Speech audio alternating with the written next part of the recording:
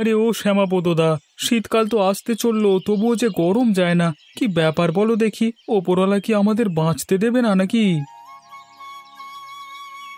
মনে হচ্ছে কোনো নিম্নচাপ উঠেছে বুঝলি, না হলে তো এত গরম হওয়ার কোনো কথা না। তবে এই সময় শরীর খারাপটা বেশি হয়, কখন দুম করে ঠান্ডা পড়ে যাবে, তখন সকল মানুষের ক্ষতি হবে রে। তা যা বলেছো দাদা, কিন্তু এই সময় যদি আবারও ঝড় বৃষ্টি হয়, তাহলে তো আমাদের ফসল এবং সবজিগুলো সবই তো 12টা বেজে যাবে। সে তো একটু ক্ষতি হবে বটে। এখন মনে হচ্ছে যদি আমরা চাষবাসের পাশাপাশি মাছ চাষের দিকে একটু মন দিতাম, তাহলে খুব ভালো হতো। দাদা, এইভাবে রোদে দাঁড়িয়ে দাঁড়িয়ে কথা বলবার কোনো মানে হয় না। চলো ওই গাছতলায় গিয়ে বসা যাক।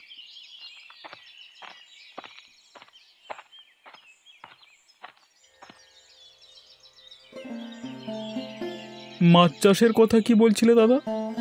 এই দেখ না, অসময়ে যা ঝড় বৃষ্টি হচ্ছে, তাতে তো মনে হচ্ছে মাছের আড়ত খুললে ভালো হতো। এই কৃষিকাজ করে এমনিতেও সংসার তেমন চলে না। একমাত্র মেয়েকে ভালো করে পড়াশোনা করাতে পারলাম না রে, ওর কোনো ইচ্ছেটাই আমি পূরণ করতে পারলাম না। সত্যি দাদা, আমরা পুরুষ মানুষ হয়ে যদি ঘরের মেয়ে বউদের ভালো না রাখতে পারি, তাহলে সেই দুঃখ সারা জীবন থাকে। কিন্তু আমাদের আর্থিক অবস্থা কোনোদিনই সচ্ছল হবে বলে মনে হয় না, তাই পরিস্থিতি থেকে পালিয়ে বেঁচে কোনো লাভ নেই। তা যা বলেছ, এখন ওপরওয়ালায় ভরসা। মেয়েটার একটা ভালো করে বিয়ের ব্যবস্থা করে দিলে খুব ভালো হয়। ওরে বাবারে, মরে গেলাম রে, রাখাল আমাকে বাঁচা। এ কি এমন হলো কেন? দাদা তুমি দাঁড়াও, আমি গাছের ডালটা সরাই। দাদা দাদা, তোমার কোথাও লাগেনি তো? মনে হচ্ছে হাতটা ভেঙে গেল, আর তুলতে পারছি না। উফ, কি যন্ত্রণা! হায় হায় ওপরওয়ালা, তোমরা কি শাস্তি দেওয়ার জন্য আমাদেরকেই দেখতে পাও? এখন কি হবে দাদা? চলো তোমাকে ঘরে নিয়ে যাই, ডাক্তার ডাকতে হবে। মা, আজকে মিস্ত্রিরা কাজ করতে এলে তুমি কিন্তু নিজে দাঁড়িয়ে থেকে কাজ করাবে বলে দিলাম। চোখের আড়াল হবে না কিন্তু, হ্যাঁ? চোখের আড়াল হলে ওরা কাজে ফাঁকি দেয়। আমি আর কোন দিকটা সামলাবো বলো তো দেখি? একই ঘরের কাজ, তারপরে আবার ওখানে গিয়ে দাঁড়াতে হবে, তারপর অতগুলো মিস্ত্রির চা করে দেওয়া, এসব একা হাতে সামলানো যায়? তাছাড়া কি করবে মা, আমার তো সময় নেই, তুমি জানো। কারখানায় ম্যানেজারি সামলাতে সামলাতেই রাত হয়ে যায়। কাজের মাঝখানে তো আর বাড়িতে ফিরে আসা যায় না। সেটা তো ঠিকই কথা, তোর কাজটা তো আগে। তোর কাজ না হলে এই বাড়ি ঘর সবকিছু হতো। কিন্তু আমার একটা আবদার আছে তোর কাছে। এখন কিছু চেও না মা, এখন ঘরটা ভালো করে করি, তারপর তুমি যা চাইবে তোমাকে সব এনে দেব। ওরে শোন, তুই যাই বলিস, আমি কিন্তু ঘরের কাজ আর একা সামাল দিতে পারছি না। আমার একজন সহকারী দরকার। সকাল থেকে উঠতে বসতে কোমর ব্যথা হয়ে চলেছে। ঠিক আছে, তোমার জন্য না হয় একটা কাজের লোক আমি দেখছি। কাজের লোক আর ভালো করে কাজ করে কোথায়? ওরাও তো ফাঁকিবাজি করে। তুই বরং আমার জন্য একটা বৌমা এনে দে। দেখেছো তো, ঘুরে ফিরে তুমি সেই একই কথায় চলে এলে। এখন ওসব হবে না বলে দিলাম। আগে আমার মাথার ছাদটা ভালো করে করি, তারপর না হয় দেখা যাবে। বেশ, তোর কাছে আর কিছু চাইবো না। আমার একটা ইচ্ছা তো পূরণ করিস না? মা দেখো, এই সকালবেলায় না সেন্টিমেন্টাল ন্যাকামি করো না। আমি চললাম কাজে, তুমি ভালো করে দেখে শুনে সব কাজ ভালো করে করিয়ে নিও, কেমন?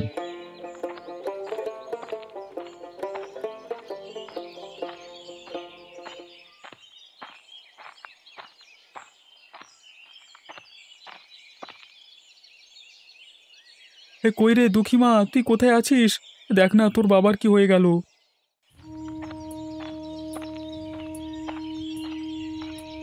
কি হলো বাবার? হাতে ব্যান্ডেজ কেন? কোথাও কি দুর্ঘটনা ঘটেছে? আগে তোর বাবাকে ঘরে নিয়ে চল, তারপর সব ঘটনা তোকে খুলে বলছি।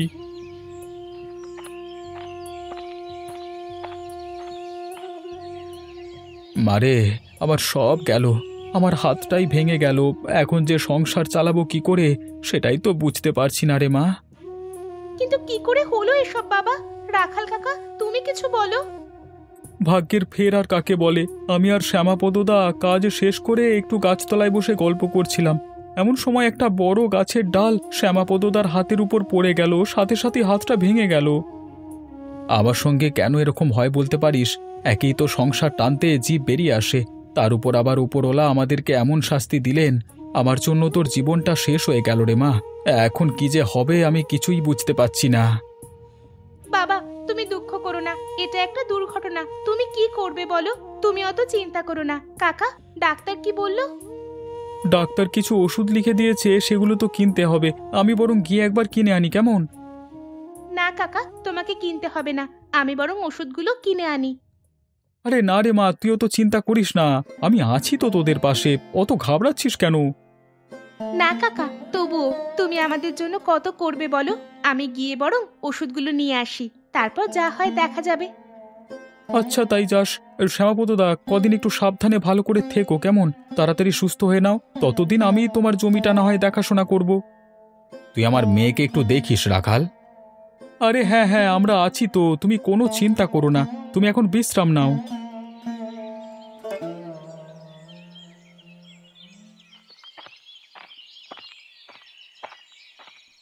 এই নাম রেখেছি বনলতা, যখন দেখেছি এই হয়তো সে সুক্ষণই তোমায় ভালোবেসেছি। আবার তুমি সকাল থেকে আমার পেছনে লাগা শুরু করলে কেন?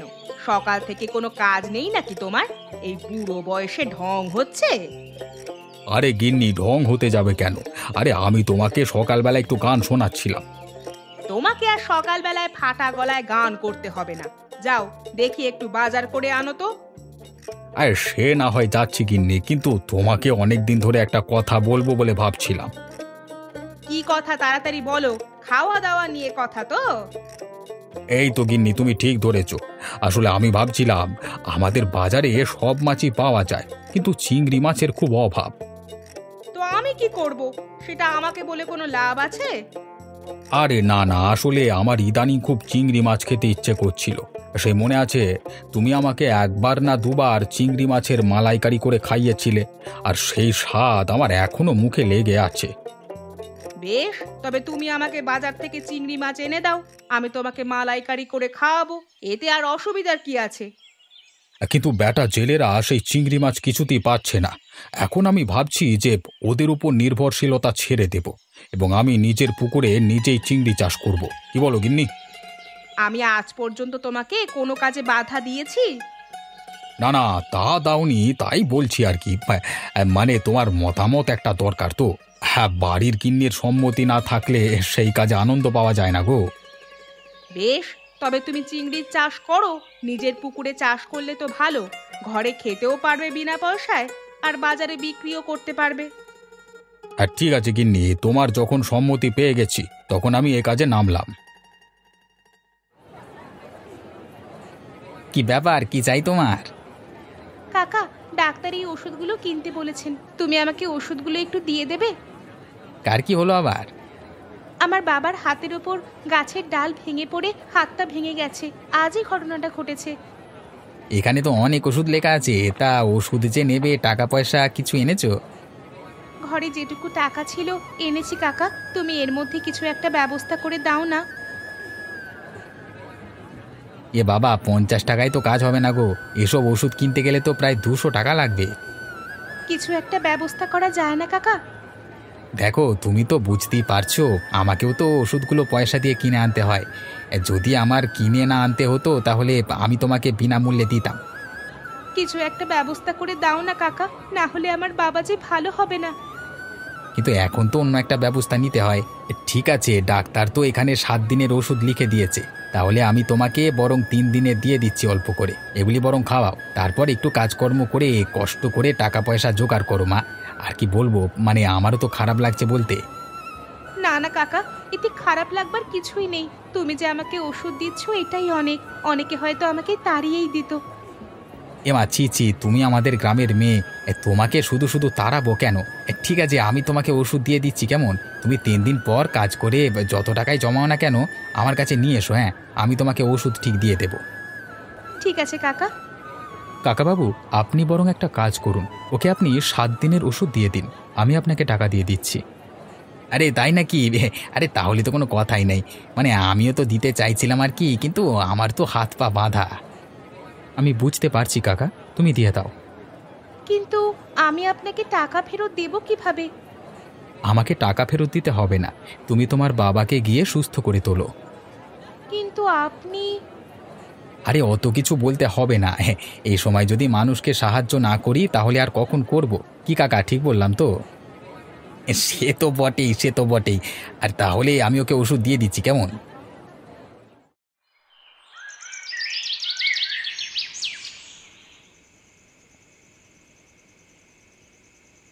নাও বাবা, ওষুধটা খেয়ে নাও। কিন্তু মা, এত টাকা তুই পেলি কোথায়?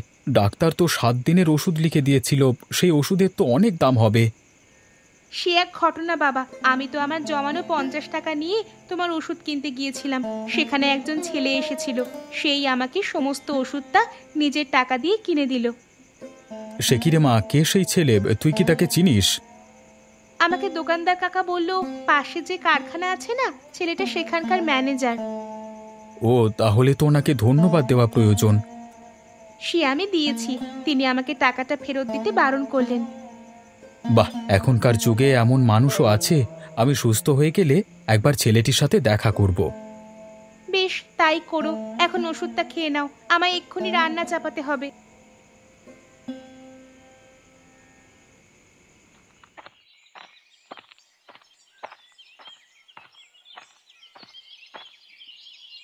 এই যে রাখাল, এসো এসো, আমি তোমার জন্যই অপেক্ষা করছিলাম। তা তোমার বন্ধুটি কোথায় গেল? আপনি শ্যামাপদদার কথা বলছেন তো? হ্যাঁ, তার কথাই বলছি। আপনি তাহলে ঘটনাটা শোনেননি? শ্যামাপদদার হাত তো ভেঙে গেছে গাছের ডাল পড়ে। এই রে, তাহলে কি আমার কাজটা হবে না? মানে আমি একটা সিদ্ধান্ত নিচ্ছিলাম আর কি। কি সিদ্ধান্ত, আমাকে বলুন না। দেখো, আমাদের বাজারে তো চিংড়ি মাছ তেমন পাওয়া যায় না, তাই আমি ভাবছিলাম যে এবারে আমার পুকুরে কিছু চিংড়ি মাছের চাষ করব। আর সেই দায়িত্ব আমি তোমাদের দুজনকার উপর দেব, এতে তোমাদেরও কিছু আয় হয়ে যাবে। দেখুন বাবু, ভাগ্যের ফের কেমন! সেদিন আমরা গাছতলায় বসে এই আলোচনাই করছিলাম, আর আজকে সেই সুযোগ এসেছে। আপনি চিন্তা করবেন না বাবু, আমরা ঠিক আপনার কাজটা করে দেব। কিন্তু শ্যামাপদ কি এখনো কাজ করতে পারবে? ও যদি পুকুর পাড়ে দাঁড়িয়ে থাকে তাতেও অনেক কাজ, আমি আছি তো, বাকি দিকটা আমি সামলে নেব। হ্যাঁ ঠিক আছে, তোমরা তাহলে আলোচনা করে দেখো। আমি তাহলে আগামীকাল থেকেই কাজটা শুরু করে দেওয়ার ব্যবস্থা করছি, কেমন?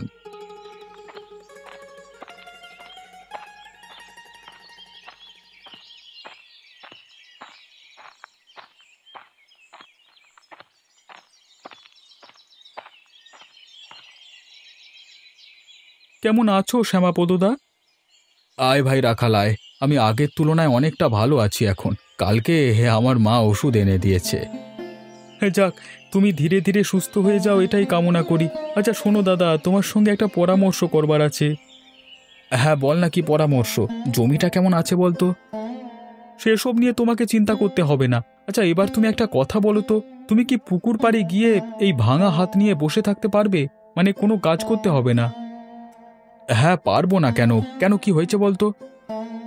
মনে আছে সেদিন আমরা কি আলোচনা করছিলাম, যদি একটা পুকুরে মাছ চাষ করা যায়, সেই সুযোগ আমাদের হাতে এসেছে। তাই নাকি? তা কিভাবে এলো সেই সুযোগ? আমাদের গ্রামের মোড়ল মশাই আমাকে আজকে ডেকে পাঠিয়েছিলেন। তিনি বললেন যে তিনি নাকি পুকুরের চিংড়ি মাছে চাষ করতে চান। তো সে কারণেই আমি বললাম যে আমি শ্যামাপদদার সাথে কথা বলে কাজটা শুরু করব। কিন্তু আমি কি আর সেই কাজ পারবো রে? আমি পারবো কাকা, তুমি এই কাজে না করো না। মারে, তুই পারবি? হ্যাঁ বাবা, আমি পারবো। আমাকে যে পারতেই হবে। তুমি যতদিন না সুস্থ হচ্ছ ততদিন এই সংসারের দায়িত্ব আমার। আমি নিজে রাখাল কাকার সঙ্গে কাজ করব। বেশ, তাহলে তো ভালোই হলো। হ্যাঁ, তোমাকে বেশি খাটাখাটনি করতে হবে না মা, আমি ব্যাপারটা দেখে নেব। আচ্ছা রাখাল, আমাদের কারখানার এখন ম্যানেজার কে আছে বলতো? কেন, পাশের গ্রামের রাকেশ আছে না, সেই তো এখন এই কারখানার ম্যানেজার। কেন বলো তো? ও নাকি কালকে আমার মাকে ওষুধ কিনে দিয়েছে আমার জন্য। ও তাই নাকি? তাহলে তো ভালো কথা। দাদা, ছেলেটা কিন্তু খুব ভালো। হ্যাঁ, ঘরবাড়িও করছে শুনলাম। তা আমাদের দুঃখী মায়ের জন্য কিন্তু ভালো মানাবে। তোমরা আবার সেই আলোচনা শুরু করলে? এখন কাজের কথা বলো, কবে থেকে শুরু হচ্ছে কাজটা? আগামীকাল থেকে শুরু হবে।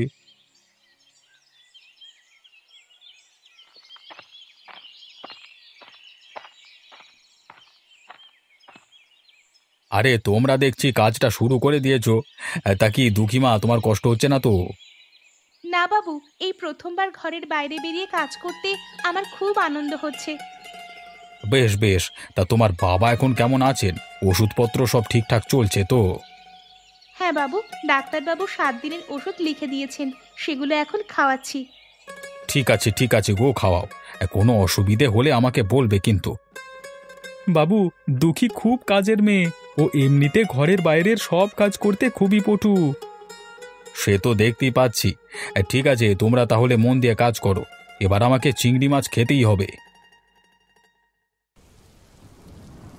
বাবারে বাবা, এত বৃষ্টি! এই অসময়ে বৃষ্টি হলে সব কিছুর ক্ষতি হয়ে যাবে। ঠিকই বলেছ মা, একে শীতকাল পড়তে চলেছে, তার উপর যদি এমন অকারণে বৃষ্টি নামে তাহলে সব দিক থেকেই ক্ষতি হয়। মিস্ত্রিরা তো আজকে আর আসবে বলে মনে হচ্ছে না। শুধু আজকে নয়, যতদিন না বৃষ্টি থামছে ততদিন আর কেউই কাজে আসবে না। এখন দেখা যাক কবে বৃষ্টি থামে। হায় হায় হায়, কি সর্বনাশ হয়ে গেল আমার! এত টাকা পয়সা খরচ করে আমি মাছ চাষ করলাম, অসময়ে বৃষ্টি এসে সব মাছগুলো মেরে দিয়ে চলে গেল। সত্যি বাবু, আমাদের ভাগ্য যে এতটা খারাপ সেটা আমরা বুঝতে পারিনি। আমার কতগুলো টাকা পয়সা নষ্ট হলো বলো দেখি। না, মনে হচ্ছে এই জীবনে আর চিংড়ি মাছ খাওয়া হবে না। যা দুঃখ পেলাম।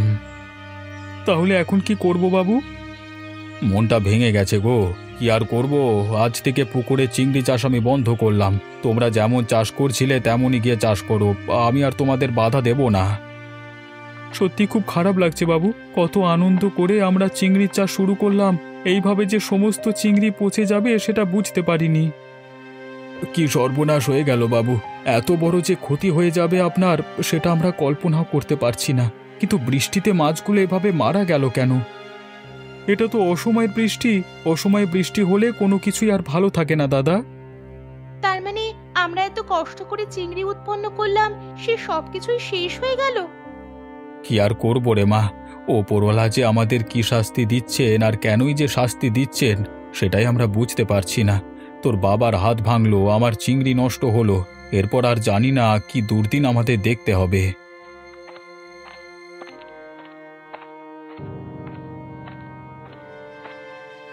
আরে, আপনি এখানে কি করছেন? আরে তুমি এখানে? আমি একটা দরকারে এখানে এসেছিলাম, অবিরামবাবুর সাথে দেখা করতে। এনাকে তুই চিনিস নাকি মা? হ্যাঁ বাবা, উনি তো তোমার ওষুধ কিনে দিয়েছিলেন। ও, তাই নাকি? যাক, আপনারা সবাই এখানেই আছেন। অবিরামবাবু, আমি ভাবছিলাম যে আপনার কাছ থেকে কিছু চিংড়ি কিনে নিয়ে যাব। আপনি শুনলাম চিংড়ি চাষ করেছেন। করেছি আর কোথায় বাবা, এই যে দেখো না, অসময়ের বৃষ্টিতে সমস্ত চিংড়ি মাছ পচে নষ্ট হয়ে গেছে। বলেন কি? এ তো খুবই দুঃখের ব্যাপার। এত কষ্ট করে চাষবাস করে যদি নষ্ট হয়ে যায় চিংড়ি। সবই ভাগ্যের ফের, কি আর করা যাবে বলো দেখি। না না, এভাবে ছেড়ে দিলে তো হবে না। আমি ভাবছি আপনার পুকুরে আবার নতুন করে চাষ করব। এই পচা চিংড়িগুলো সব জল থেকে তুলে ফসলে জৈব সার হিসেবে ব্যবহার করা যাবে। তাহলে দুদিক থেকেই সমস্যার সমাধান হবে। হ্যাঁ বাবা, তুমি ঠিকই বলেছ। তাহলে আমি সব দিক থেকেই শান্তি পাই। তোমার বুদ্ধি আছে বাবা। যাই বলো শ্যামাপদদা, এ দুঃখীর সঙ্গে কিন্তু ভালো মানাবে। কাকা, তোমরা যে কি বলো না, আমার ভালো লাগে না। আরে লজ্জা পেয়েছে মেয়ে। রাখাল, তুমি কিন্তু একটা ভালো কথা বলেছ। আমি তো রাকেশকে চিনি, ও খুব ভালো ছেলে। আর ওর মা অনেক দিন ধরে চাইছিল ঘরে একটা বৌমা আনতে। তাহলে তো এখানেও সমস্যা মিটে গেল।